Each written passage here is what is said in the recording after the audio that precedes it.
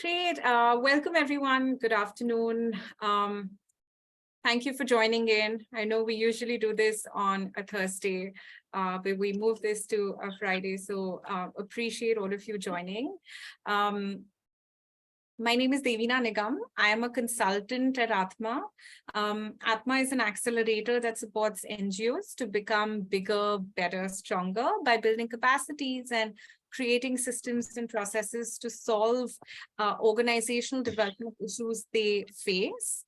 Atma Webinar is a curated platform that started in 2017, where speakers share their practical experiences, knowledge that could benefit other NGOs. The topics typically range from program management to human resource management, fundraising, finance, essentially any topic, any pressing topic that affects the sector as a whole. Today's webinar is actually a little different. It's really a masterclass on proposal writing made simpler and smarter. Over the next hour and a half, we will talk about key components of a good proposal, its role in helping unlock funding opportunities, along with the importance of budgets. Our speaker today, Priya Panikkar, she's the CEO and founder of PQ Solutions. PQ stands for Philanthropy Quotient. Priya has over 2 decades of experience in fundraising and related operations.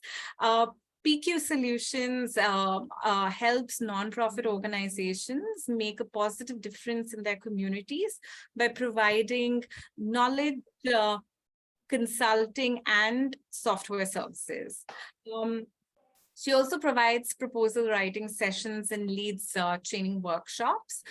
Priya holds master's degrees from Old Dominion University and the University of Kerala. She's earned her executive education in nonprofit leadership and management from Harvard University. Priya is also a faculty member at the Indian Leaders for the Social Sector, ILSS, and the Naropa Fellowship.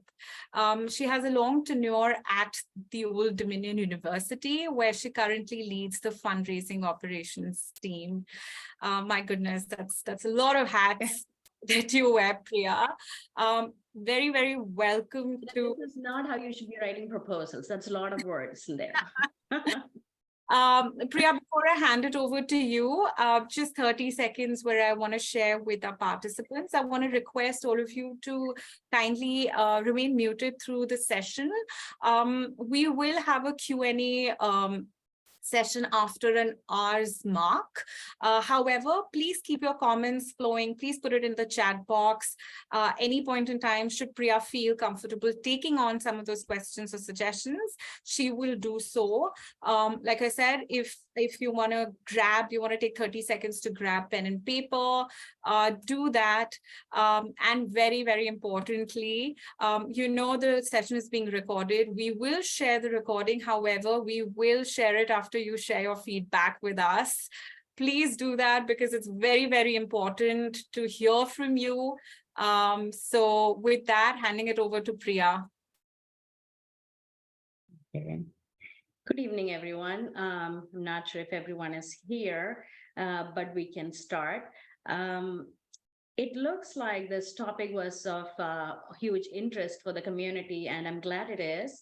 It started off as a request in a WhatsApp group about a fundraising session that somebody needed. That snowballed into 30 people needing fundraising session, and the preferred topic when I requested was proposal writing. So that is how, and as of this morning, we had some 250 registrants. So I'm really glad about that. So good to see everyone here. Next, I would also like to thank you all for all the questions. I apologize for that. I know there were too many questions in there. But I have to tell you that you didn't waste your time. I have looked at every single one of them and collated it, and I have papered those questions in the presentation as we go along, and some of them was not relevant to the topic, like pitch deck or concept note, and that is outside the scope of this presentation. So I might not be able to go over those ones. And also we have a Q&A session. So I just want to let you know that the time was well spent. So the topic today is grant proposal writing made simpler and smarter. And I will start sharing the screen with you.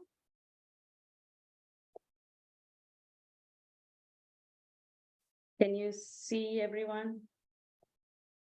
Yes. Yes. You're good? Okay. Yes. Oh, somebody said increase my audio. Is it not clear? If somebody can tell me. I can hear you all Is right. it good? Yeah. Okay. Can hear Okay, you. just want to make sure it's not on my end. Okay.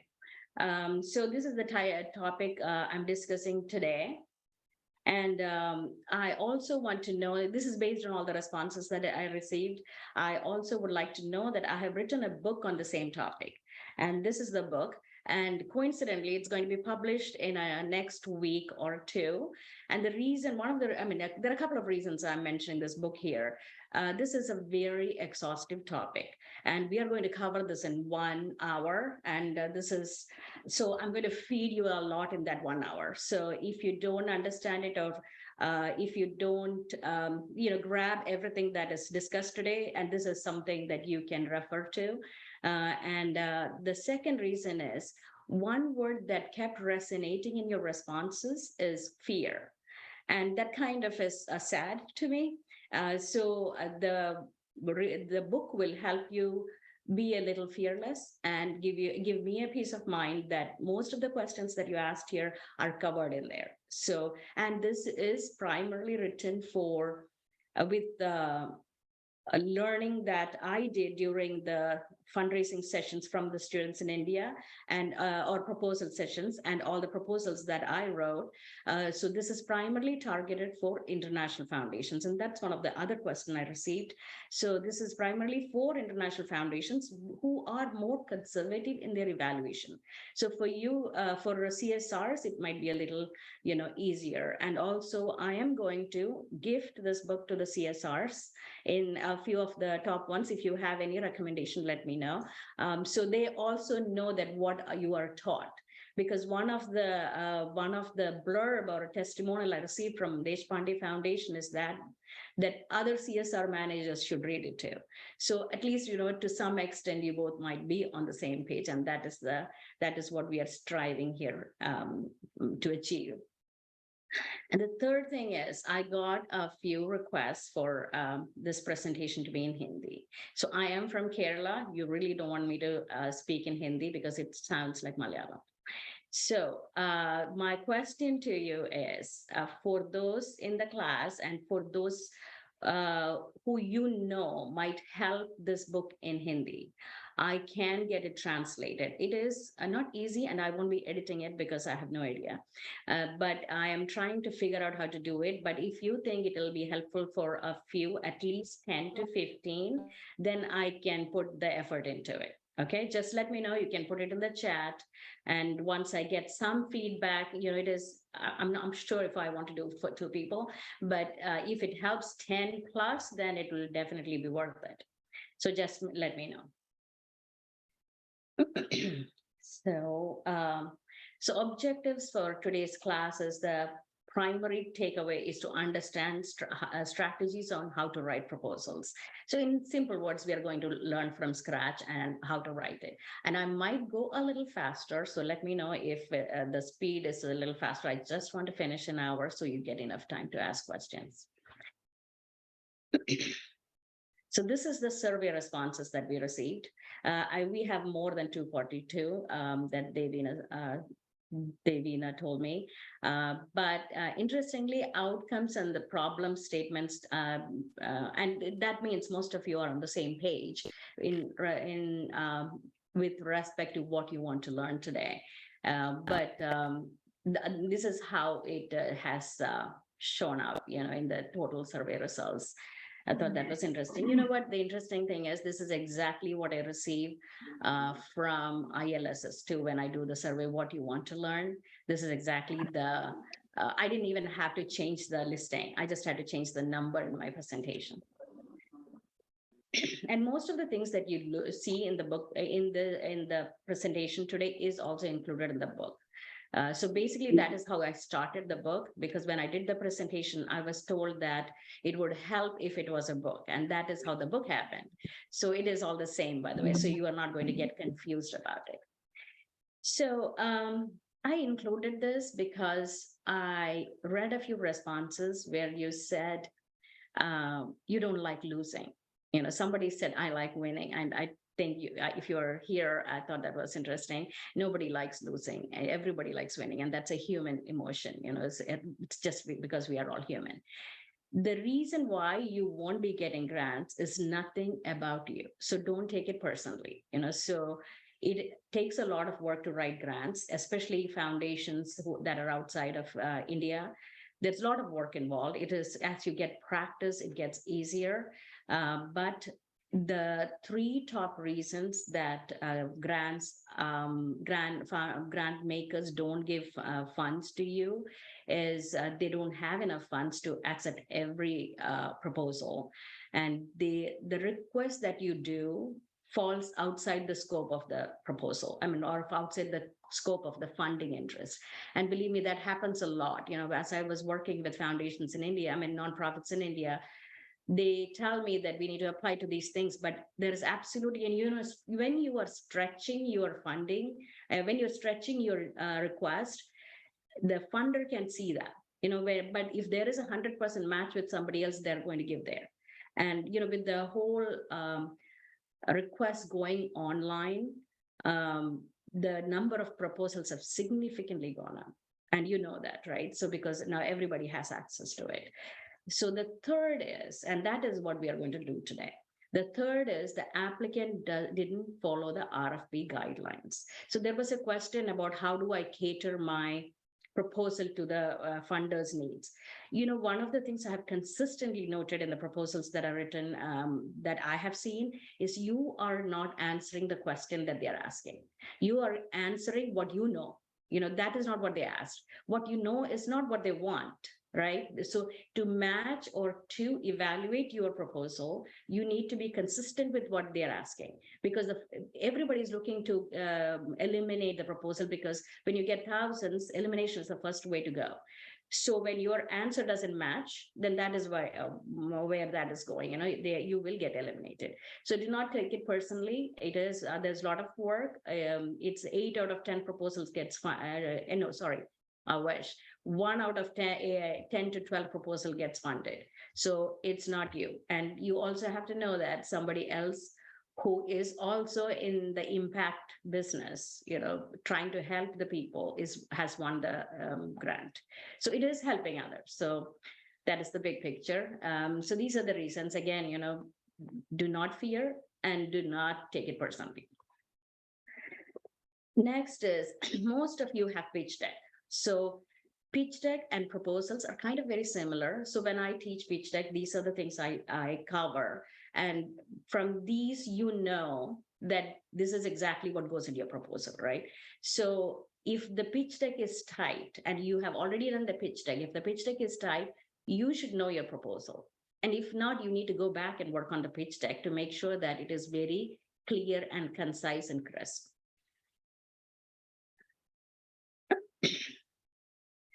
So we'll start with grant maker.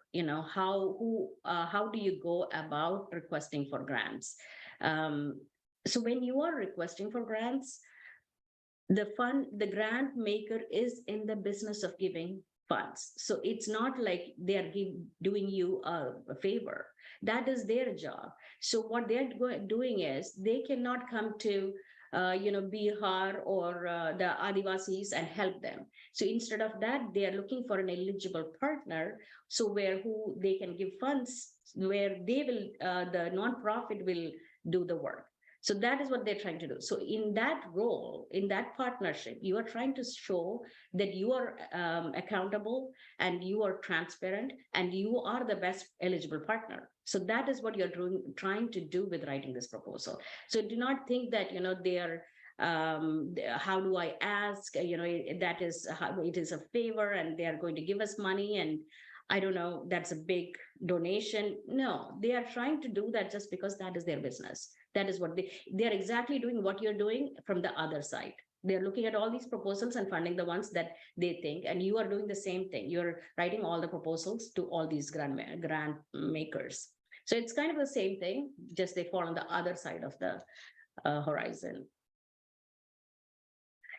How to start the proposal was another question that I consistently received.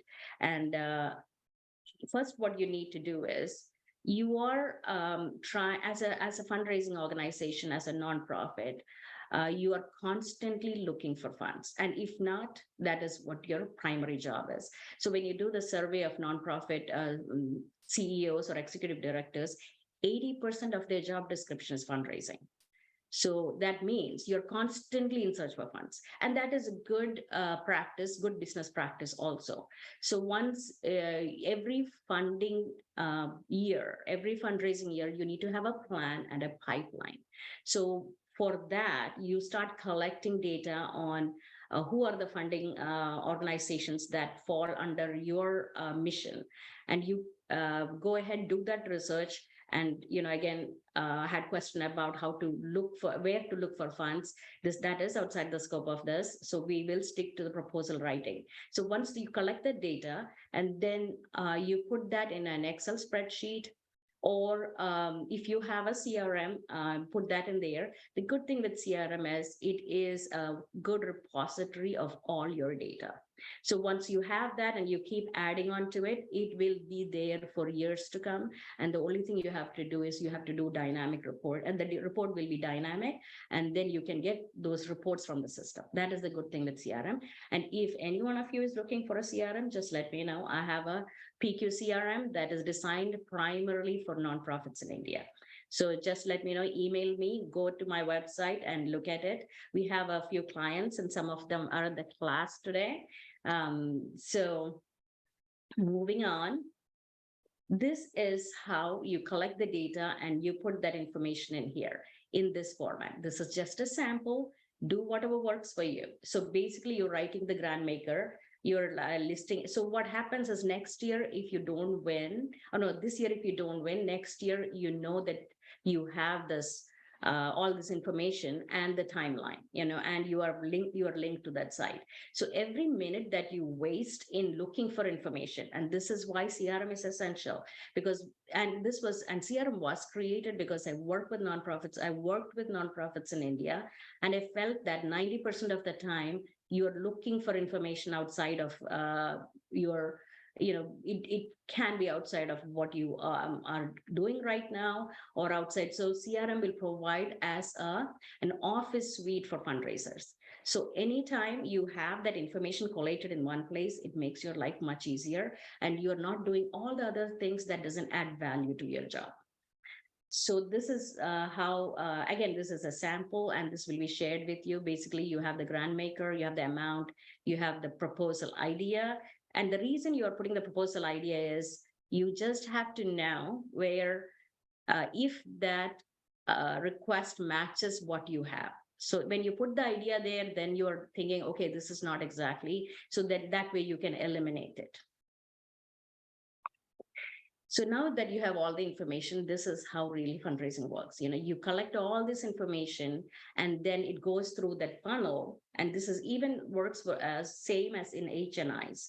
So you go through all that information and then that pipeline, and you get one grant at the end of it, right? So this is why you need to do all the data in the front end, all the data collection on the front end. And this is how to structure your proposal. So I did see a lot of questions on structure the proposal. I am, so the ones that I'm familiar with are concept notes where they don't have a structure, but otherwise they have application forms that has a structure, right? And if you think there, or if you are in any application or RFPs that doesn't have a structure, you can follow the structure. And you can start with the organization. And one of the things it's interesting to me is I have never seen, when I ask for a survey, I don't know how to write the organization section. And you know the organization section, you work there, your organization helps the beneficiaries, that all. But interesting thing is, a lot of the proposals I have seen, I honestly don't even know what the organization does when they submit it to me. It's because when you think you know it, but when you write it out and the third person reads it, they don't get it, because in your head, you have very clear idea of what your organization is about. So this is a section that is easy to do, but it requires work, but I would like you to do it. And so anyway, this is organization, problem statement, solution. So you can see it's like a cycle, right? It is about you first, and then you're looking at what are you trying to solve? How are you solving it? And then what you need to solve it, and then how do you sustain it? So that is the structure. It's pretty simple. So if you think proposal is very overwhelming, one of the things I want you to think about is break it down into very small components. So now you have organization. Let's work on organization. So again, the other question is, can I create a boiler template, for all the proposals? The answer is yes, and the answer is no. Yes, you need to have a boiler template, but the problem is every funder wants something different. So what I don't want anybody to do is, you have a boiler template and, well, there is an application, I'm just going to copy paste, or I'm going to send this. Do not do that. Every time you get a funding, or a proposal request that you are going to submit, read from scratch. And you read from, this is why most of you get rejected, is go from scratch and read every word, every sentence, their language, how they want it. So this is the problem with having a boiler template, right? So one portion of the template that is consistent is the organization. Again, if they want something more than what you have in mind or what you have in the template, you have to expand on it. But that is the only section that will be consistent. You can mix and match and all that after you write 3 proposals, that will work. But otherwise, it isn't. The template is going to be a hard sell for you. So this is what is covered in the organization section. But it depends on the number of words. So concise and precise and all was, the number of words is a big issue these days, that everybody wants 100. Everybody wants information from you in 100 words or less. And some of them even have character limit. I think HCL grant is open now. And HCL is one of them that has a character limit or a word limit. And they just chop you off when the limit comes. So one recommendation for HCL grants is start really, really early. Their monitoring and evaluation is a killer. So just start really early if you are trying to attempt it. So here you have the short history of the organization. Again, the importance of organization or communicating the information of the organization with the funder is you are trying to show the credibility of your organization. Again, going back to, we are an eligible partner with you, so for your investment, that is what you're trying to say with the organization. And that is why this part of the proposal has to be really crisp, where exactly you are trying to incorporate everything that they need in here. So the short history of the organization. And again, it depends on the number of words, right? Demographics, your target population. Target population is one thing that runs through your proposal. So again, you have to clearly understand your target population. It is not the service population. They are your direct beneficiaries, not the indirect beneficiaries. And those are the people that you need to consistently be addressing all through your proposal. So the team, you don't have to write everything about the team, only the people who are have the qualification. So if it is about children, or if it is about education, the precise people who have precise qualification, not the HR people or anything, those are the ones who need to be highlighted if they are asking for it, or if you have space to address those things. You can list your partners and community, and that, when you're listing your partners and community members, it shows that you are not a standalone organization. This is you exist because others want you to. That is why you need to show that. Then you have the all the previous collaborations, like you work with a university, you work with an research organization, all those help too, because as a funder, they want to see what your level of working is.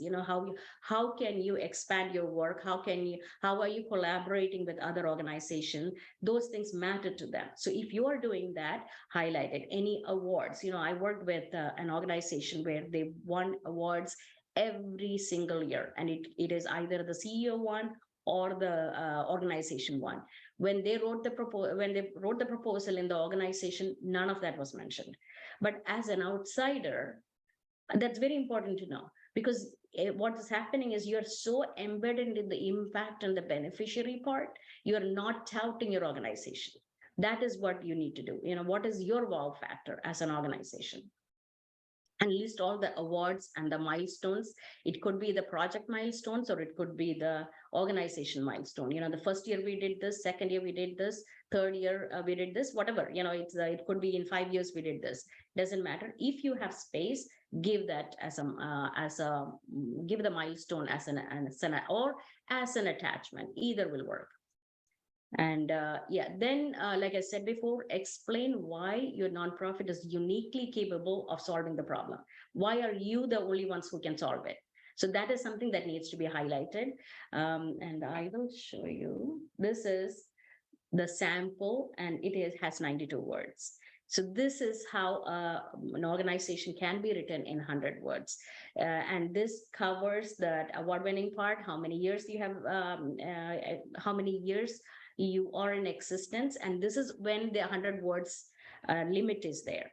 And it is about your beneficiaries. It is about your work that you have done. I have highlighted what is essential. Then when you highlight, most of the things are essential, and it is tied together with words. So that is how it is. It should be written. And to the one question that kept popping up in all the responses is, how do I write short and crisp proposals? So this is something that was submitted to me. So read that sentence. Our organization cares for our beneficiaries and the communities we serve. We are the forerunners in the implementation of the Readathon program. Is there anything that you learned from about the organization here? And you lost 22 words there. So do not write anything that is superfluous. Look at each word and see if that makes sense to you, or if that adds value to the write-up. If you're saying every nonprofit cares for their beneficiaries, or else they won't be in the business, right? And every community, every nonprofit cares for their community. So you didn't give the brand maker any added value with that 100 words, right? If 22 words has gone like that, so what you can do is you can write this benefit. You can write your organization, and then maybe it's 100, maybe it is a page, or maybe it is 1,000 page. Go through it and see if every word that is in here or there matters or not. Mark Twain said, I wrote a long letter because I didn't have time to write short. It takes time to be concise and precise. Blabbering and going over is easy to do. So that is why you need to have that 100 words ready before. That is where we went with the template. Where if you have that template of 100 words, then you're good to go. But you can have it in 100, 150 words, then you know where to chop. That works. So every time you write a proposal, see where you can chop the words, because if it doesn't add value, going at it again. If it doesn't add value to your problem statement, if it doesn't add value to your organization, and you are superfluously saying it, and then your proposal doesn't stand out. Everybody is trying to say the same thing, right? Then it doesn't stand out. So really try to avoid that. So also Albert Einstein, I don't know whether it's a quote, whoever writes the quotes in the online, they have a tendency to attribute everything to Albert Einstein. So if you can't explain it simply, you don't understand it well enough. So that's going back to your organization. Really study your organization before you write it. Everybody says, I know it like the back of my hand. Not really. When you write it, you know it. Okay. So keep it simple, keep it short. Do not add jargons or any extra words that you don't need. I think I answered this question already. So proposal flow. So this is the flow of the proposal. I think at the end of it, one thing, at least your takeaway should be, you need to know the structure. So you have a project idea. So you have a problem. Project idea came from the problem. Now you have a solution. And then you are trying to solve for the impact, right? And the solution goes through two ways. One is the theory of change, and one is the log frame. So we'll go one component at a time. We are done with the organization that falls outside this whole flow. So the next is the problem statement. So problem statement is a statement of a current issue or problem that requires timely action to improve the situations. That's basically the definition of problem statement. And it's also called need statement. Don't get confused. It's both are the same. So if you, these are the factors you need to look for in a problem statement. Connect the statement to the mission, state the need, specify the target population, going back to the target population, provide data, and highlight a sense of urgency. So once all these things are taken care of, you will have a good problem statement. Okay, and that is one of the things that was consistently requested in your responses. And with the problem statement, you are trying to communicate with the funder why your project needs to happen. Because it is so bad. If we had the money, this problem would not be there, or we will have a solution to it. And use this section because it's one of the earlier sections. You have to use this section as an opening act for your readers, so that they can visualize where this proposal is going. So the storyline, or how to humanize data, or how to humanize your proposal, all this comes under the problem statement. But do not, again, add unnecessary stuff. Make it very crisp, and but include data, because data will show how bad, or it provides value to what you are trying to say. So this is how you make the problem statement precise and concise. So this is the problem statement. I have provided an example here. And in the example, you're talking about, according to the World Food Program, 50% of the children in this district in Goa are hungry, are in poverty. And that is, you're comparing the 50% to the local area and also to the national area, right? So that gives you a perspective of how bad it is. It is worse than your state, it's worse than the country. That is how bad it is. That is what data does to you. Data does to your problem statement. So first, we are trying to connect it to the mission. And what is the mission? Mission is to reduce hunger. So mission is to end hunger and poverty among children in Goa through a community-based approach. So what you're trying to do, you're connecting the statement to the mission. Is that done? Check. Okay. And going back to the book, so what I have done is, once I have given the problem statement, I have said that it is your turn to write now. So it's more like a guidebook. So once you read it, you can go back to your problem statement and look at what is the mission, and is this connecting to the mission? And clearly state the problem. What is the problem here? Children are affected by hunger. And then who is the target population? It's the school-going children. So again, the thread that runs through every component of your proposal are the beneficiaries or your target population. And for target population, you have to be really clear about what you're writing. It's if you can show the age, because you're trying to visualize this. So you don't want them to think all these people. You want them to be narrowly thinking about those group of people who are your beneficiaries. So age, ethnicity, gender, location, socioeconomic status. Socioeconomic status would be, you're saying, rural areas, or vulnerable children. So those are the things that again will give some idea to the funder what your who your target population is. And highlight a sense of urgency. So with you are highlighting a sense of urgency, one with data, and two with your words, where you are trying to say that in the last sentence, hunger. So hunger is the issue, and hunger leads to health problems, stunted growth, lack of concentration, and poor school performance, and many emotional problems. So that is the last statements that you need to leave the funder with. This is the sense of urgency, and this is why we are asking you money.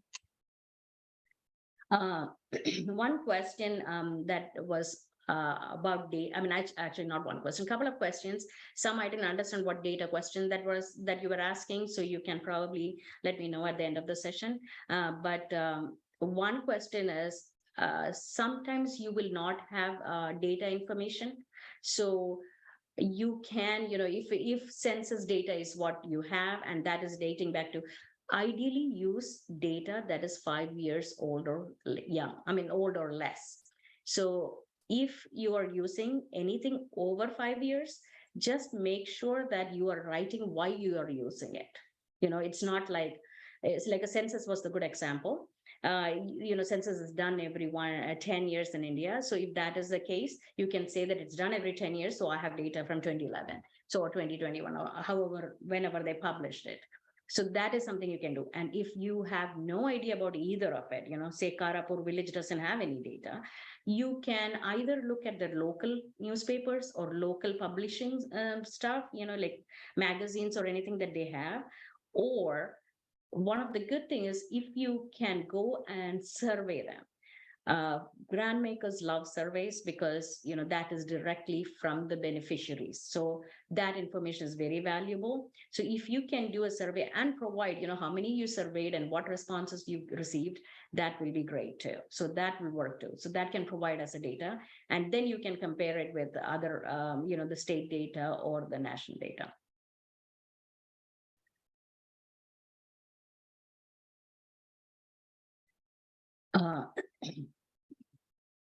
Let me see if I had any questions here. So this is another problem statement that I received, and it says that when millions of children are when millions of children in need of care and protection in India are denied the support they need, we are pushing them into self-perpetuating cycle of modern day slavery. So this is not an issue that the funder doesn't know. Funder knows that because they are in the business of understanding issues around the globe. So they know that. So you have said nothing here about the problem that you are trying to address. So we are going to rewrite that. So this is how you rewrite it. So you can, I'm just going to leave it here. So you will be getting a copy of the PowerPoint. So you can refer back to it. So do you want to take a break and take some questions so I can hear other people talk to?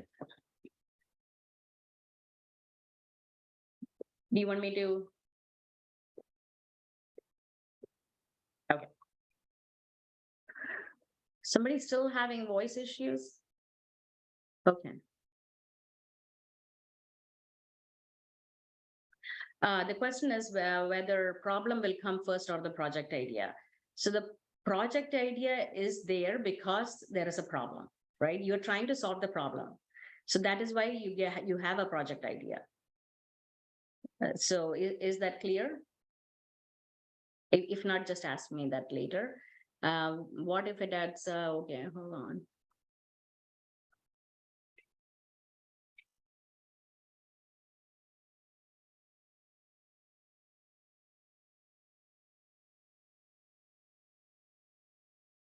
So there's a boilerplate question here. boilerplate is like one deck that has all excess of information on the organization, the projects. We just pick and use from there rather than looking for information fresh each time we need to submit a deck somewhere. Is there a question? I don't know whether it's a question. So this is your business practice, which is fine if it works for you. But my only concern would be, like I said, the couple of organizations that I worked with, I realized that in 1 year, actually in 6 months, they have an award or they have something else that they changed, their board changed. So I would be little, I mean, a boilerplate is fine, refreshing it will help, I but just think make that was, sure that. sorry, I think that was a What's that? question. A lot of people were asking, what does boiler template mean? Sorry. And I Okay. think one of, yeah, I think somebody I think a related question was, what if the practice of keeping a boilerplate template helps, and the actual difficulty is when you have to shorten it or present it differently? How do you manage that? Question from Tanu Verma, which is that what if it adds value? You have to write it. Oh, I'm sorry. Go ahead. That's a question from Tanu Verma, which is what if it adds value and it becomes super confusing to shorten it? Like I said, you have to shorten it. If they're asking for 100 words, how do you give what your boilerplate?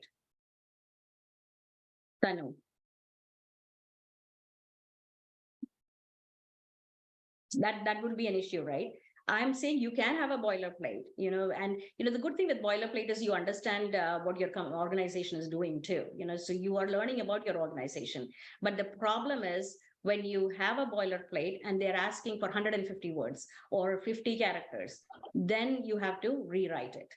And I'm not sure what kind of proposals you are referring to. The ones I have seen have really strict word limits.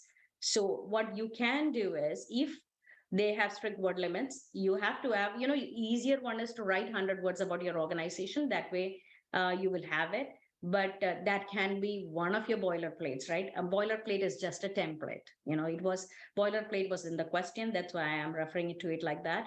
But have a boilerplate of 100 words, have the other one too. Is it easy to write it? Like I said, no, it's not easy to write it. That's why Mark Twain said it takes longer to write short. So I don't know whether that helps, but that is the answer to that. Like I said, one of the 3 reasons that the grant makers reject a proposal is because you are not meeting the RFP guidelines. So if you're providing more, then that's an issue. But the other option is to give your rest of the things as a supplement. That was one of the questions. So you can give your org chart as a supplement. You can give your provided that is the way the grant RFP works. So you can give your board bios as a supplement. You can give your awards and milestones as a supplement. All that can be given as a supplement. But in the form, if they're asking for 100 words, then you give 100 words. Parul, I think there are a couple of questions, Parul and Setu. Yeah. Okay, go ahead. This is really very, very helpful.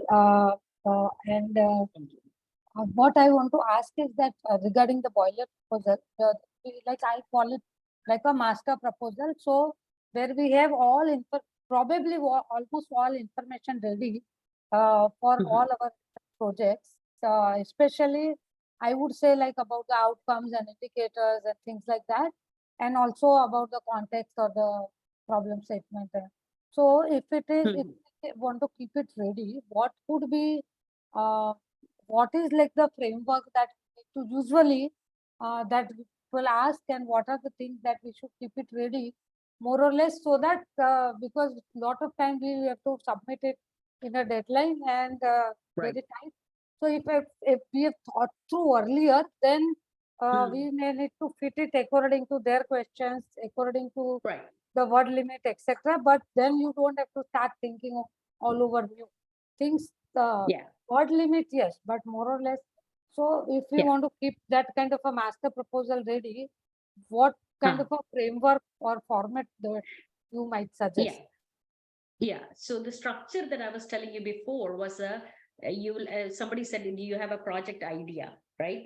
Project idea is based on, typically based on your, so I'll give you an example. There is an organization or a foundation that gives funding for biodiversity, okay, biodiversity to nonprofits who work in biodiversity. So your proposal is catered to biodiversity. What does the nonprofit do? Nonprofit helps farmers who seek livelihoods. They help farmers get income and employment. But on the other hand, they also do biodiversity, because their form of doing business, doing their model is doing biodiversity simultaneously with providing livelihoods, right? So when you are saying a boiler, this is where the issue becomes. When you're saying a template, the template is for livelihoods. How much income they even have unit economics of how much the farmer earns. But now they're writing a proposal for biodiversity and what trees and plants and butterflies grow there. Because that is what happens on the other end. They have whatever on the side, and the water is regenerating and all, but that has nothing to do with livelihoods. But now the template is useless. So my point is, you can have a template for farmers and livelihoods and income, and all that is fine. But if they're asking for biodiversity, do not submit this. But this is doable. Template is doable.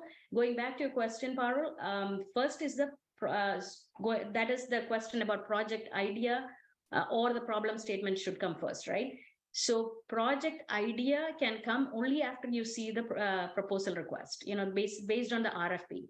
If you see an RFP, you have all these problems. You're trying to solve the livelihood issue. So now the project idea is livelihood issue. But if the biodiversity is what you're trying to apply for, then you have a new project idea. So then your project idea comes first, and then you're trying to see how that project idea can be used to solve this problem. And then from there, you look at solution. Problem statement is why do you have a problem? Because you have a solution. As an organization, you know how to solve that problem. So you have a problem, then you have a solution, and you have different pathways. It depends on what the funder is looking for. But you can write in detail about all these and have a template. I highly recommend that you have a template and keep it, just because you are learning in the process. Because I know I have worked with really good big foundations who have really no idea, because they have gotten funding, because they are in the industry for such a long time. But if they start writing proposals, they're confused as to how to fill these sections. So that is why it's a good practice to just go ahead and do it. That is, I think I answered your question, but gave too many answers in one question. I hope that helped you. Yes, it does. Yeah, I totally agree with you, because we have to fit it according to their need and their request. It is very important. Yeah. For example, I work with children and children's rights, but they are asking for sports for good. So I have to fit my everything into their sports for good this thing. That is how. So that we have to be smart enough to do it. Only thing is that what helps is basically more or less the outcome indicators and things like that. If it is more or less ready, it really helps. But for you, it is, the example that you gave, it's totally two different outcomes. Yes. Yeah, so that's what I'm saying. So that is what happens. There was another question about what if you have different areas or projects that you work with? How do you put that in a proposal? You don't put that in the proposal. You are asking for one project or one program. You are not asking for 3 different projects. Unless there is an organization here that gives award to an organization or a project. If you are applying for an award or a some kind of like Lipman is one organization that gives awards, and you can apply for the organization. But if it is for a project, you always apply for one project, even if you do multiple projects, and your narration is only for that project. You cannot say that I help children, and most nonprofits in India do that, because when you get into the field, all the problems, and you're trying to solve the problems for your beneficiaries. But when you're asking for money, you're asking for that water drinking water. You're not asking for education because drinking water is what the funder supports. So you stick to that topic. I thought there was another hand that Setu? Yeah, was we can take that. Yeah, Setu, you can unmute yourself, yeah. thanks. My question is somewhat, related to what we are seeing. I just wanted to understand. I mean, would AI, going forward, be able to help us write better proposals? Oh, definitely. Okay. So that brings me to another technology tool. It is called FundWriter AI. So I haven't used it, full disclosure, I haven't used it, so I don't know. But they have it is for all fundraising related writing. If you want to look it up, somebody can put the link here. Is there any other question? The only thing you have to know is, if you are using your project idea or your problem statement for AI, there might be others with similar write-ups. So anything that you do with AI, make sure that you kind of edit it and, fix it for your organization. Any other question? Or I have too many. You can go ahead, Priya. We can take questions later. Okay, yeah, that is a FundWriter.ai. That's it. Thank you.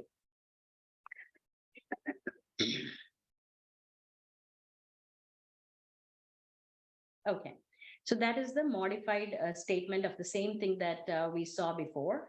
Now you have the data, now you have the beneficiaries, now you have the problem, the context, and all that. So I'm going to move on. So these are the two things that you need to avoid in a problem statement. Do not include the solution in a problem statement. I'll give you an example. We need resources to provide food for local children in the village. Well, that is a solution. The interesting thing is you have a tendency to write the solution in the problem statement. So try to avoid that. You need resources is your solution. You are going to provide resources. That is not the problem statement. What your so the solution is funds that will allow you to continue to implement your mission to reduce hunger among children. That is this mission that you have. So and you are going to provide the resources. So when you write the problem statement, really distinguish between the solution and the statement, and go back to the problem statement, read it and see if there is a solution in there, because it creeps up somehow. So just make sure that it is not in there. And then the question is, then the other thing you need to avoid is the word lack. So lacking something is not a problem. So it just means that it is not enough. There are not enough, or people in this area lack Gucci bags. That is not a problem. That is not, so that your funder cannot resonate with that. So you have to be really careful that you're not using the word lack. And it just means that there is not enough of something. Does that mean that, there is food, but not enough? Does that mean what? They don't have 4 meals a day, or does that mean that they don't have 1 meal a day? So you really have to avoid that word also. So those are the two do not do's. So going back to the problem, going back to the proposal pro, you just covered the main problem. Now you're going to cover the solution. So I have to go a little fast because we are already past almost at the 1 hour mark. So I just wrote the solution. So this is just one paragraph of the solution. Your solution could be in any format, right? It can be the theory of change, it can be logical framework. This actually you can use in a short proposal or a concept note, and this will help you also work on trying to write your solution in a concise way. So in the solution, what the funder is looking for, again, this has always been a challenge for nonprofits that I worked with. What is it that you are doing that others are not doing? That is something that you really need to bring out. What is unique about you? Why should I fund you? and not the other person. That is something that needs to come about. And what is the wow factor in your solution? And is your solution going to scale up, scale out? All those things you need to write in your solution, or have do your homework so that you know that when the next question comes up or next proposal comes up, how to write it. So this is the theory of change and the logical framework. So what I have done is, by definition, theory of change and logical framework is very different. It is, one is a macro approach, one is a micro approach, and theory of change is complex, flexible diagram, and log frame is very systematic and goes one step at a time. So anyway, those are the differences. And the other thing is, if we do X, then Y will change, and if we do X, then Y will happen. So those are the two different. So I don't want you to get bogged down between these two definitions. That is what happens with a lot of nonprofits who write the proposals. So is this theory of change? Is this log frame? And then eventually what happens is, when they ask the question, like I said, the funder also is not 100% clear on what, or they have their own definition. I wouldn't say they're not clear. So they have their own definition of what the theory of change and log frame is, which is probably different from what the industry needs. So what I basically did is I took both. Okay, hold on. Before that, I have a video that shows the theory of change, which is very good. So I thought I will play that. Often we do things without being clear about it. Can you hear that? Yes, can you just increase the volume though on the video if you can? Okay, let me see. I'm trying to see how. Might have to get out. While sharing it, you can use the optimum video. While sharing it, if you use that option, I think it will be better. Hold on. Do you want to see it, or I'll share it to the class? No, you can share it. Right now you can show it, but I'm saying you, while sharing the screen, you can say optimum use for video. There is a special thing that you use that option. That will be, then you can use the word video very well. I think, Priya, for convenience sake, maybe you can just share the link with us, and people can watch it offline. If that helps. Okay, so that will work. Yeah, watch it. That this is where I'm saying the definition. Once I show it, you'll understand how the definitions are different. Why funders use different terms for these. Again, go back to what the funder needs rather than what your understanding of it is. So what I have done is I have combined these both, and this is the solution. Is to make it very simple. This is what you're going to do. We are going to, so the other thing I can do is, if we have time, we'll go ahead and see the video after the class. So the first part, this is the social impact framework. That's how I call it.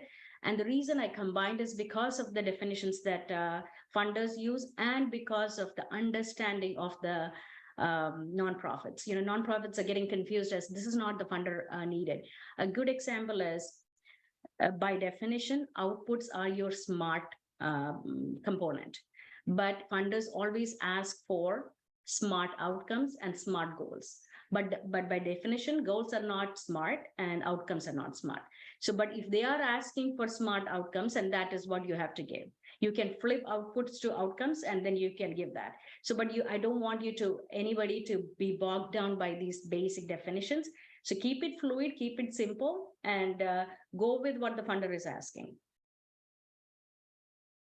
So here you can see on the left side, the inputs and the activities of the planned work, and the outputs, outcomes, and impact are your results. So so what are inputs and activities? You're the inputs, right? They are the resources that we attain to achieve the results. And activities are tasks that you take the inputs and you do all this, and so that results can be achieved. And one of the question was how to budget, how the budget can be aligned with the activities.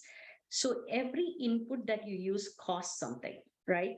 and every activity that you use costs something. So if you really write your output, we can go to the next slide. So if you really write your output inputs very clearly and list it, and what those outputs can be, what those inputs can be used for in the activities, then you can assign an amount to each one. This is how you can tie it up, and make sure that you have a budget line item for every single input that you use. So that way you're not going to miss anything. So you did your planned work. So you have your inputs and you have your activities, and then you have your results. And basically these are the outputs, outcomes, and results.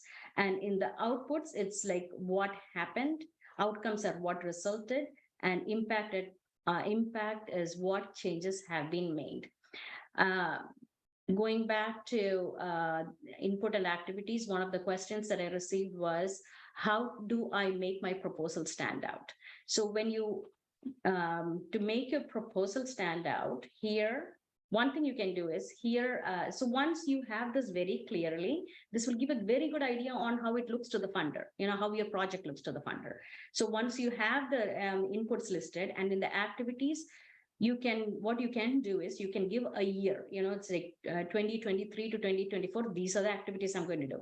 2020, and if you can break down by 6 months and 6 months, that's perfect. So then you do the second year and the third year, but match that to the funder's timeline. Just make very clear that it matches the funder's timeline. So there was a question about what if it doesn't, my program, one of the questions I received, my program is a 7-year program. So how can I show the, so I work with an organization where their program is, they take 10-year-olds and they work with them till they're 21 or 28 until they get a job. So that means this is the intervention time frame. But that doesn't mean I'm going to ask money for the intervention time frame. I'm going to ask money for the 10-year-olds to get to the 11-year-old level, or 10-year-olds to get to the high school. That is what I'm asking for. So you have to match all these small projects that you do to the funder's timeline. That is what you do when you have a shorter timeline that doesn't match your intervention timeline. So going back to you write the year, and then you write the, in addition, you can also write who is responsible for that. You can write in general, the farm trainer or the staff or the new hired staff or your existing staff. And if you can give the name, it is very clear to the funder that you have this nailed down. That is how you make your proposal stand out. I mean, you can do that in every section, just be detailed and thorough. So going back to the output, outcome, and impact. So outputs are your first level, outcomes are your intermediate level, and impact is your long-term level. And we can go through this with an example. So the example here is, so each activity has an outcome and an output, and eventually which lead to impact. And that is how you need to try to visualize it or try to plan it. So activity is the hired staff and farm trainers, right? Then what is the output? That you trained 1,000 farmer families by the end of year 1. Outcome is you provided employment and income security to farmers. And impact is you're providing sustainable livelihood to farmers. So that is how you should list it. So objectives and goals are the other question that gets constantly asked in the RFPs. And the reason I added is because of that, because there is a lot of confusion in the objectives and goals. So objectives are, again, by definition, if they are asking for something else, then you're going to address that. But objectives are measurable, tangible steps towards accomplishing your goals. So these are like your mini goals. And goals are not measurable, but they are something that you achieve in the long run, because this is like a vision or the mission. So bhag is a word, it's not run. It is a big, hairy, audacious goal. So you need to have a bhag or a vision for your department or for the project that you do, and that will excite the funder. So what the similarities between objectives and goal is you are tying both to the problem statement. So what is your goal? The exact opposite of your problem statement, right? You said reduce hunger is your problem. So what is your goal? Reduce hunger or eliminate poverty is your goal. So what is your objective? Every objective that you have is going to tie to the goal, which addresses the problem statement. So both should be addressing the problem statement and both should be addressing the beneficiaries. So that is something that you need to be mindful about. And we can, so this the goal is here. The goal is to reduce the degree of malnutrition among young children in the southwest region of Bihar.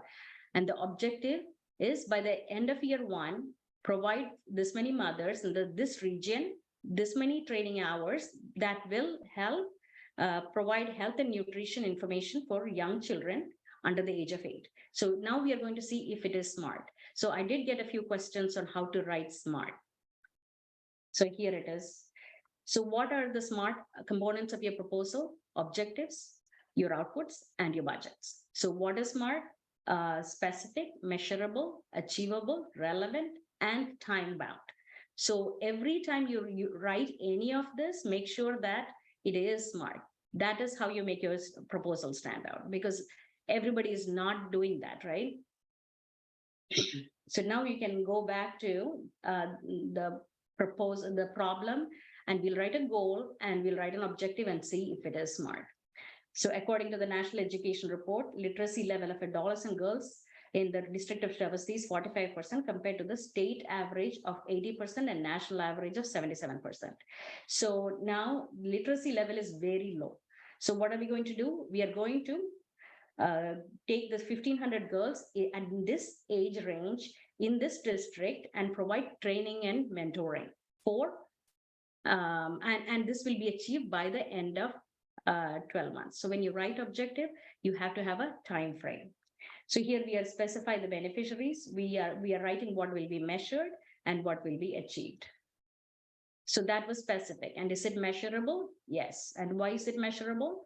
Because we are 1,500 girls and 120 hours. That is what we are measuring.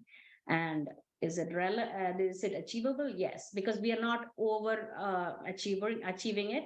There are this many girls and we are only focusing on 1,500 girls. So that is achievable. And is it relevant? So does this align with your problem statement and goal? Yes, it is relevant because mentoring and tutoring helps them stay in school, focus on education at home and at school, and which improves literacy.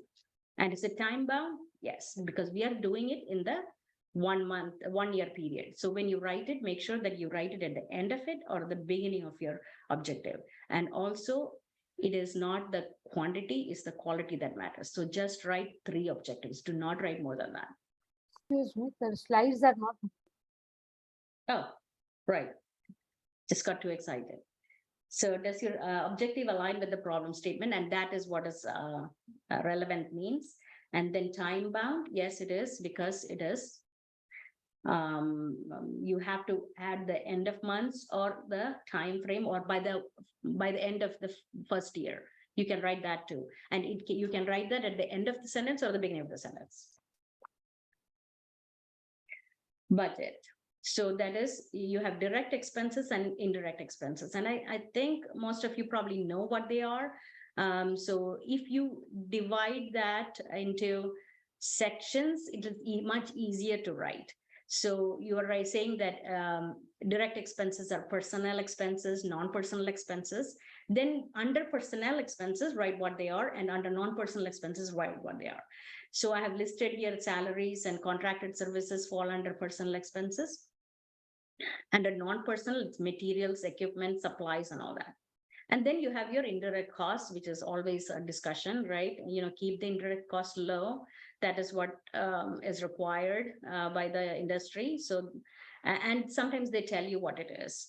So, and this is how you can write your budget. And talking about standing out, you can, this is one thing that grant makers know really well, how to write budgets and what they are looking for from you. So I read somewhere that budget is one thing that they look when they get a proposal, because it's easy to eliminate it. So here is where you need to put a lot of focus on, and it is easy to do. Like I said, if you have inputs, you have activities, then it costs something, right? So then you have to write that, not the input and activities in the budget, but you have to have a line item for every single one of them, and very, very detailed. And if you have amount requested, you write the amount what you're requesting. And if it doesn't, say if it cost, if your building costs 500,000 rupees or 5 lakh rupees, you can say that I have 2.5 lakhs from somewhere else. List that. That builds credibility to the organization. I'm only asking 2.5 for this one. So then I have some desk, so that costs this much. You don't have to pay for that, but you have to pay for this. So that is something. And in the book, budget is a whole section in itself, so I can't cover the whole thing here. In the book, I have given a detailed section of, you write the whole income that you get for this project, and then you write the expenses. That will make it very clear for the funder what you have and what you will be getting for your project. And then you write all the expenses. And in the expense, you can have a budget narrative or budget notes where you're saying in detail what each thing costs. And the question could be, how do I know the cost? Right? Couple of questions that come up is, how do I know the cost of it? It could be from your previous experience. It could be that you survey and ask people how much it costs, or ask other nonprofits how much it costs. So the other question that I got is, what if it's not accurate?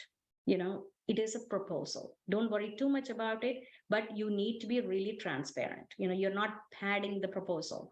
Then other question that came up was, what if your amount goes over the proposal, right? And that can happen. So either you need to find another funder, or you can, if you have kept up with this relationship, the first year you did this, you update the funder on what happened, and funder and you have a good relationship, then go back to the funder and say, by the time the funder is in love with your project, or funder is in love with what you're doing with them too. So then go back and ask the funder if they can give money to the, or extra money to the project. So that is something you can do. But try to keep it at that budget amount. But if, life happens, so it might go above it. But also see if your board member can support it. And also, if the board member is supporting it, mention to the funder that it went over, but the board member is supporting it. Again, that brings, that transparency and accountability and credibility for your organization and the project. And next time when you ask the funder, they might be able to help you out with the extra money or another project.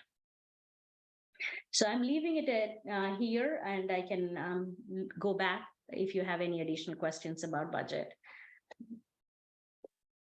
So this is, again, going back to how to write smart budgets. Make sure that it's specific. Don't use, Indian nonprofits have a tendency to use acronyms, and acronyms are not something that even I understand, honestly. FTE is easy, but most of the acronyms I don't understand, and I'm sure the other funding organizations might not know it either. So make sure that you are spelling it out for them. Measurable, very clear.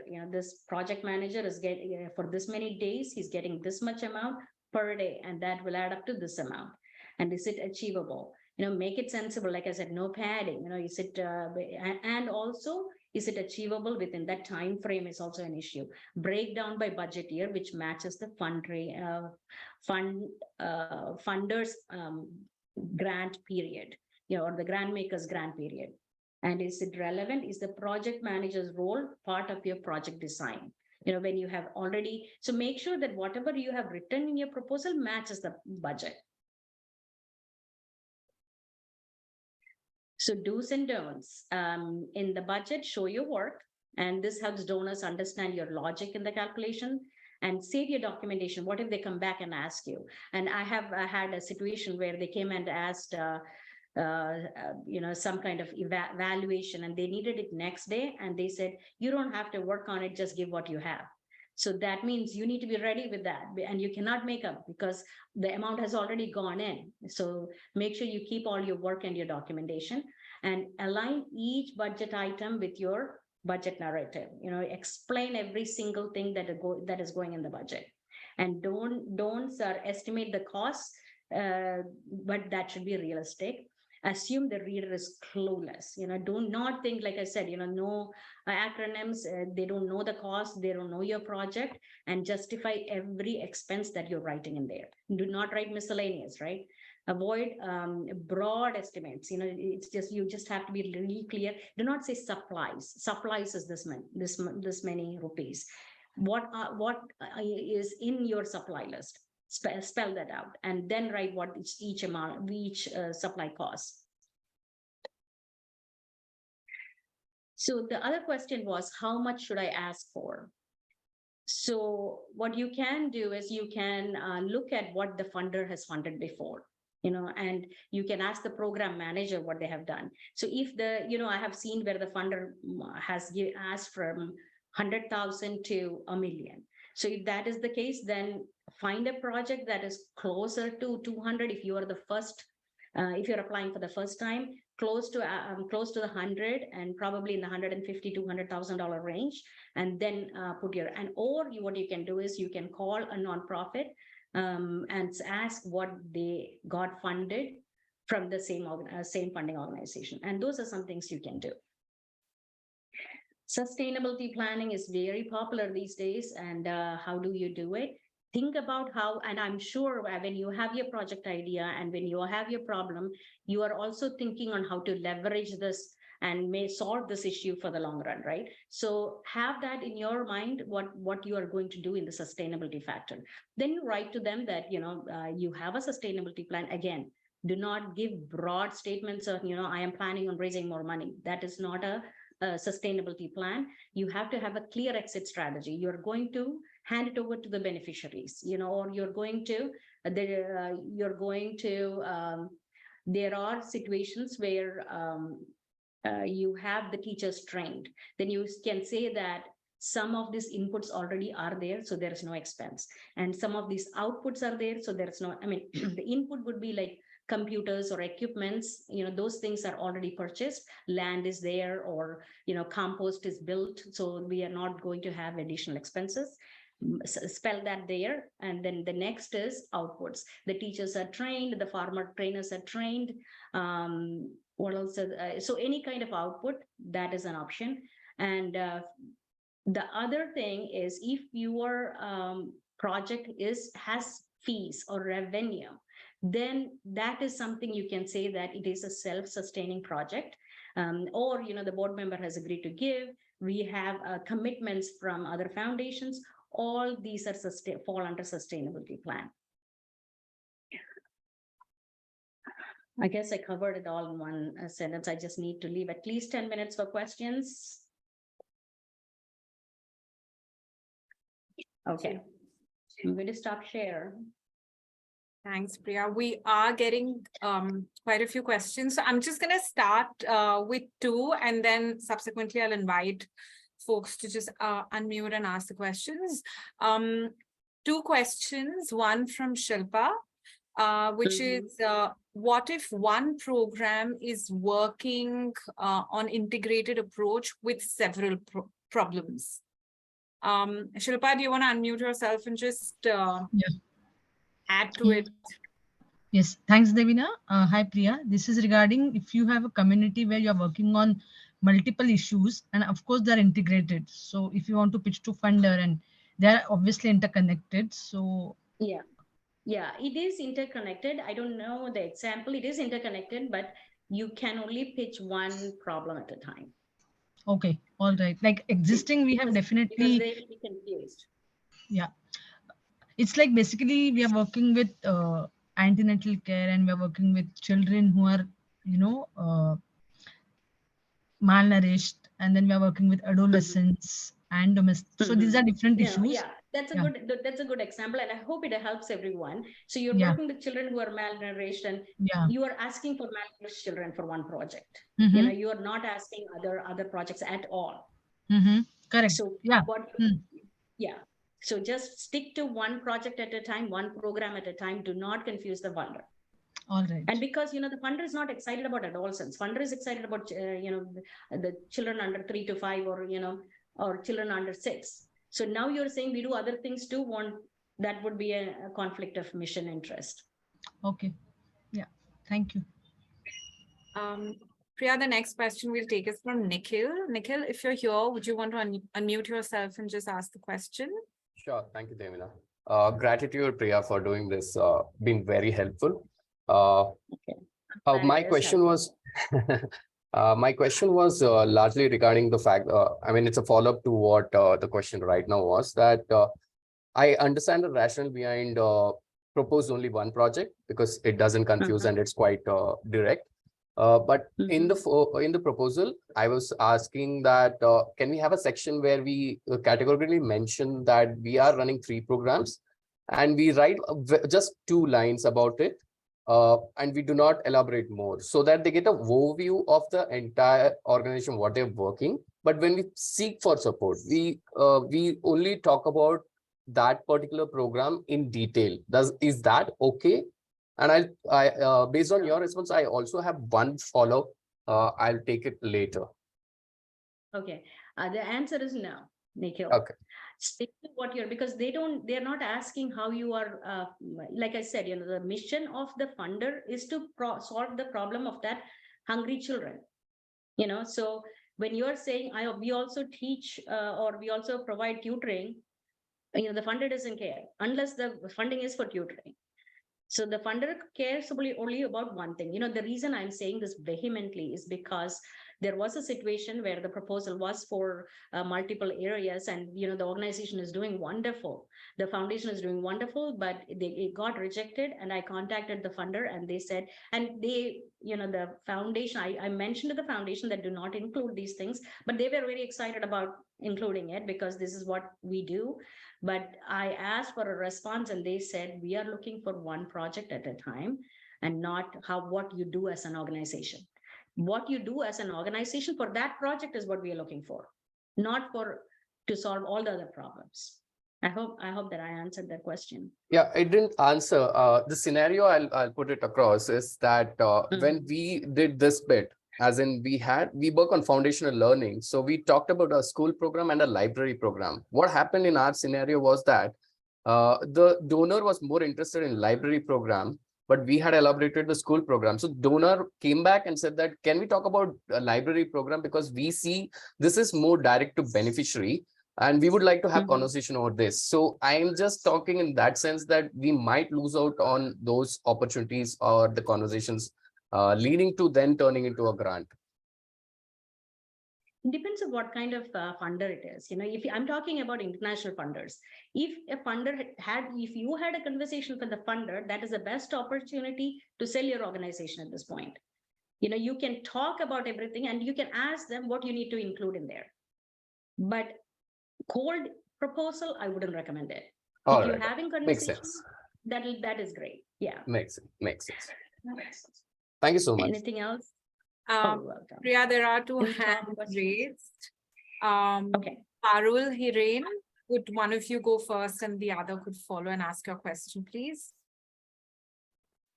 Shall I? Go ahead. Sure. Hi, Priya. Thanks for the enriching session.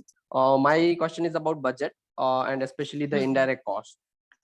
So in indirect cost, we generally include the shared resources like HR or account. I am talking about like the process we used in our previous organization. Like these people are working on the multiple projects, like at the organization level. So they are shared resources among the multiple projects. So how we should put these costs? So in that organization, we were putting it in the percentage basis. So if the total like direct cost is around like 50 lakh, then the indirect cost would be around 3% or 5% of the like total cost. So like how you would suggest to put it? So I would say that when it comes to HR and all, you are distributing that among other projects, right? So it is not just for this project. Yes. So yeah, so it will be a very small percentage of the total, right? Yeah. So your question is? What was your question? So like how we put that numbers in the proposal, I mean budget. You write it down like this is human resources. I mean, like what you just told me, human resources, this is the amount that is needed, but and why you need human resources can be in the budget narrative. Are you going to manage the program manager and the trainers and all that? In this human resources is going to do it, and what percentage of that job is that person's? I have seen where project manager 100%, but project manager works on other projects too, right? So you have to be very clear about, I don't know whether I understood the question. So, but based on what I understood, I'm saying, you write that this is the percentage of that HR manager's job for this project. And this is the percentage that will be going out of this budget. But some of the things I don't understand is, when in the budget, then when I see it is the HR guy is going to be there anyway. So it's not like he's going to get paid extra. So if that is the case, try to reduce your indirect cost there. I have similar question. Can I ask more specifically? Sure. I mean, So, I'm hoping these questions are helpful to everyone. Yeah. So basically, see, in a small organizations, we have to have some, like for example, if I want to make my organization a little bigger, I need someone for communication, I need someone for fundraising, I need someone for HR or finance. So for all these things are indirect, okay, even including director. So if I put, say for example, if I have many projects, then I can put like 5%, 10%, things like that over different projects. But sometimes we don't have so many projects. So we might have to put 10%, 20%, 25%, something like that. So in those kind of core costs, that is your direct cost then. If you have two projects and you're saying this is funded by the other project, right? So what you can do is you can say personnel, and this is the project manager salary, but this is already paid. 50% is already paid. That becomes your personal, your direct cost. I think Parul is referring to those costs which might not be direct costs for the program. For example, not a project manager salary, but let's say salary of the personnel for the organization, right? Or the accountant for the organization. So those don't add up as direct costs of the project, are more of overheads or administrative expenses. How do you account for that, and how do you present that? Okay, if it's not project related, then it is indirect cost. If it's organization related, it is indirect cost. And you're saying that 50% is for two, it will be 50% per project, right? No, I'm not saying 50 is too big, but I'm saying like, for example, accountant. We need accountant. It is not going to be for this project, or communication person, or fundraising person. Someone like that, they are not for one project, but we need to put 10% or 20% or something like that in, because otherwise where will we get this money from? Right, yeah. So what is your question? You have to put so it as an indirect it is cost. very difficult. It is very difficult to get this kind of support for core cost or the indirect cost, even including something like general reserve, unrestricted, or capital item. These are some of the things that is so difficult to mobilize. So how can we integrate it in a budget and a proposal? That is my question. This is the only way you can do it. It has to go into you just apply for more proposals and fundraise more. That's my only suggestion. I mean, there's nothing you can do about it. I mean, that is the truth. And honestly, it will not fall under a proposal question for me, because you can't do anything about it. It is a cost. The only thing you can do is, which is one of my plan for the future, is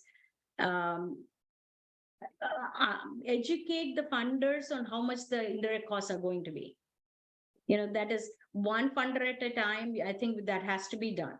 So that is something that we need to do. Other than that, I'm sorry, there's nothing helpful that I can do. Is there any other question? Can I come in? I have a question. Yeah, we are out of time, but I'm happy to stay 15-20 minutes or half an hour, depending on how many questions you have. And also I have the list of all the questions that collated. I haven't covered some of this. So I'm happy to go over it if you are willing to stay, whoever's question is not answered. Can I ask like my question? Yes, go ahead, go ahead. Yeah, Yes. yeah. So firstly, thank you very much for the wonderful session. Like it has clarified a lot of doubts. I have a question related to sustainability. So Mhm. it's for a long-term project, like the example you gave. Okay, just a second. So I had a question about sustainability something and asked if that is in the book. Yes, I have that in the book. How can you get the book? It is. You know what? I will let Devina know, and she can email you how to get the book. You know, I haven't gotten anything from the publisher yet. It should be out soon, and it has a lot more information about sustainability. Okay. Go ahead. Now you go ahead. So like it's for the long-term project. We have a livelihood project with women, and where we are doing like we are training women to start a nano entrepreneurship program. So if a funder is that's a like suppose 5 years like project, and funder wants to like it's a already ongoing project we are doing from our corpus, and we also simultaneously are raising funds.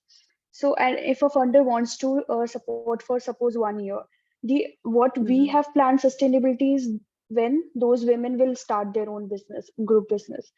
And if we are asking for fund like for ongoing project, what kind of sustainability we can like in the proposal we can mention, because that is the time when they will start their business. So sustainability is it when we are leaving the project. I hope you. So once you are leaving, then that is your exit plan. You know, you are writing that this is our exit plan. Once they have their own business, you are moving on from that. So that is your exit strategy, and you can clearly write that we are not going to. You will provide a mentoring session. You will provide training session, but for that you will have little money that you have in your budget. But otherwise, you are not going to do that. This you are done with that. One.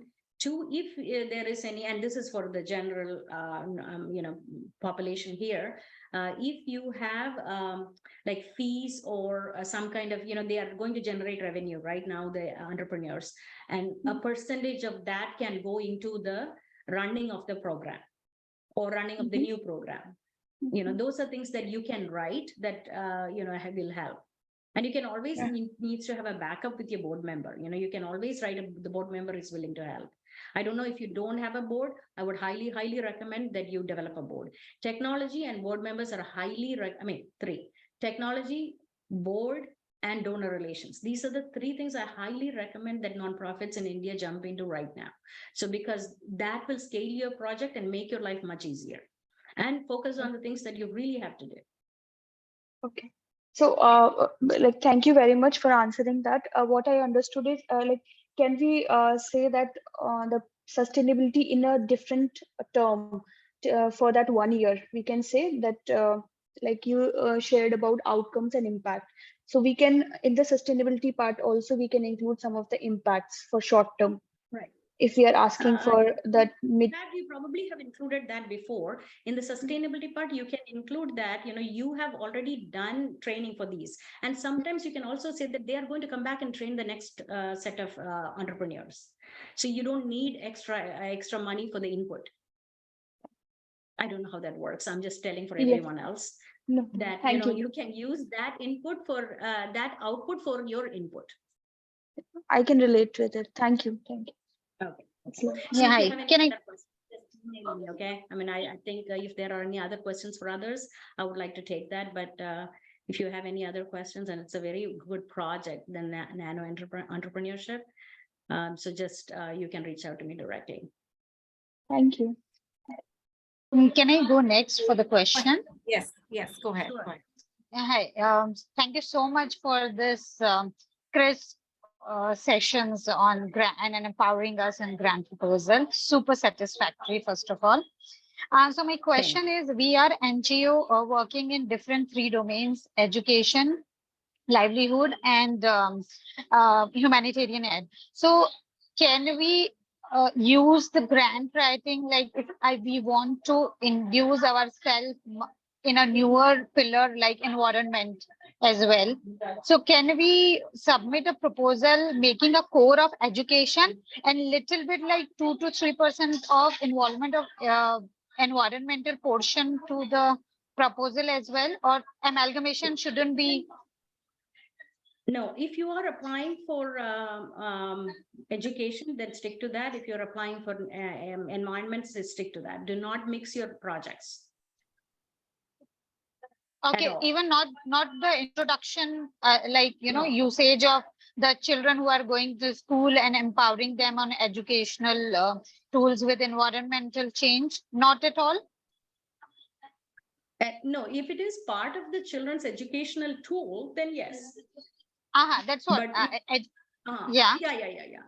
That is doable. But if you are trying to get the children to build a park, which is becoming very popular now, get the children to build a park that the community can use, then you can talk about the park. Okay. So I see. I see. What the project was. I see. Okay. Okay. Thank you. Thank you. You're welcome. Anybody else? Yeah, there are a lot of questions. I think I've also lost track of the questions that have come our way.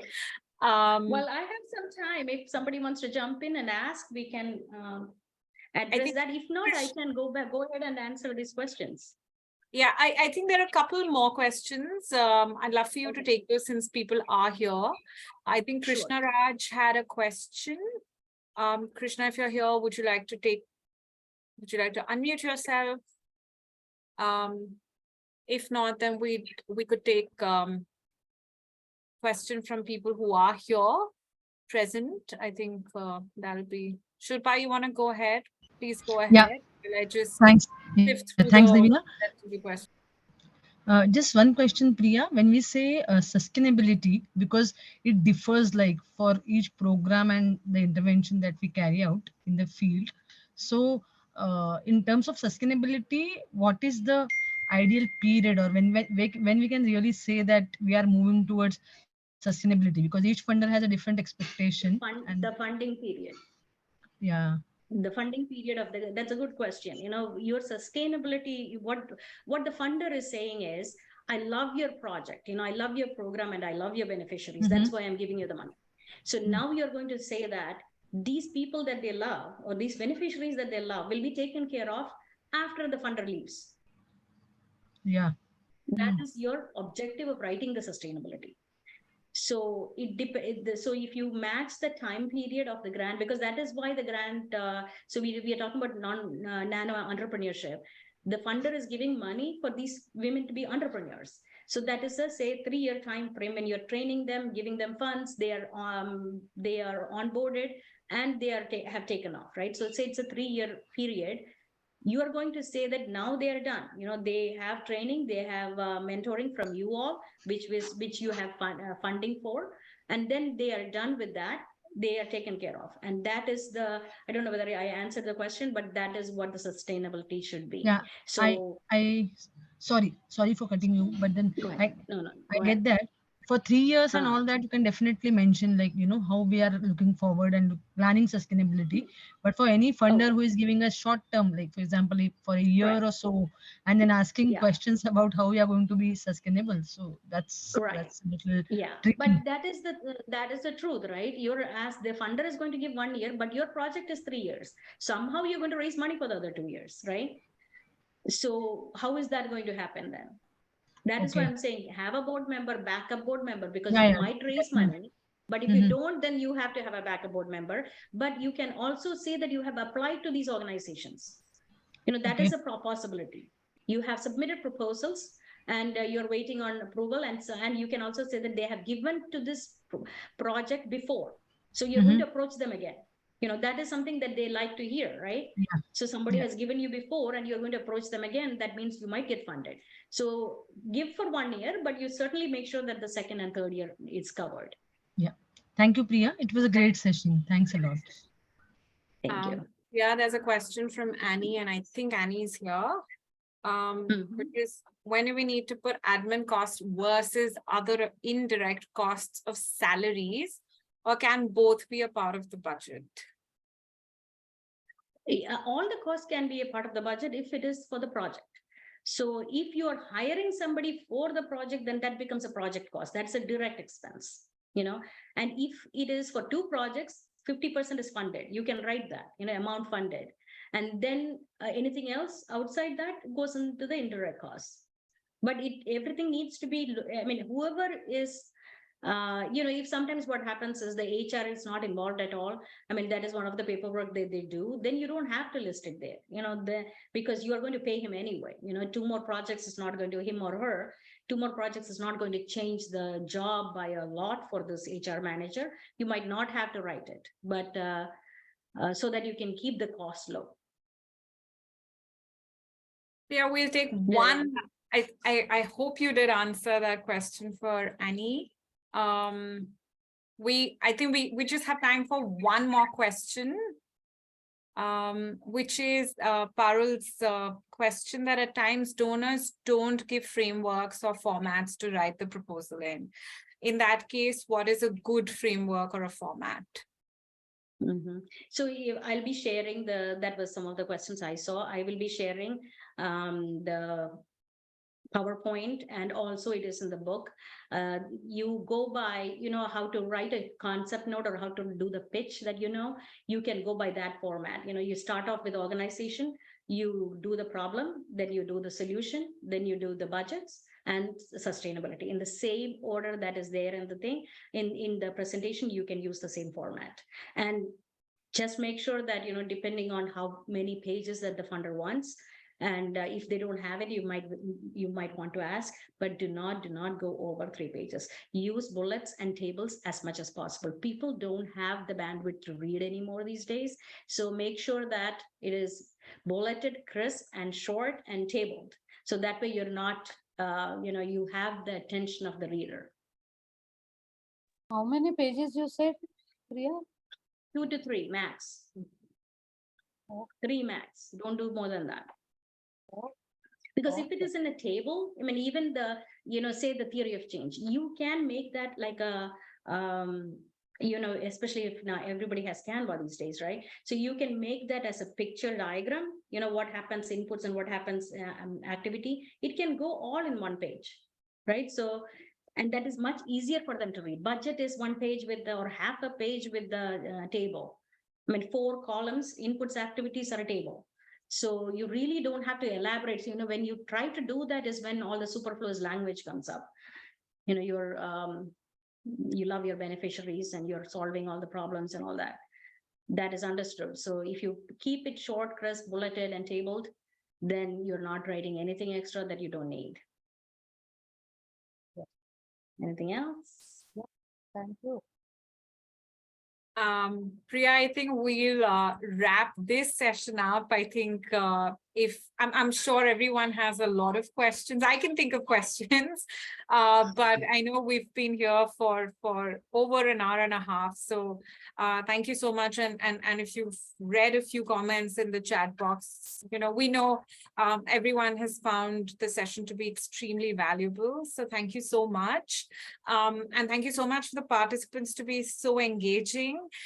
As Priya mentioned, we will be sharing the materials with you shortly. However, I am going to request you all to please kindly share your feedback, because that's something that we use. We're going to share with Priya as well.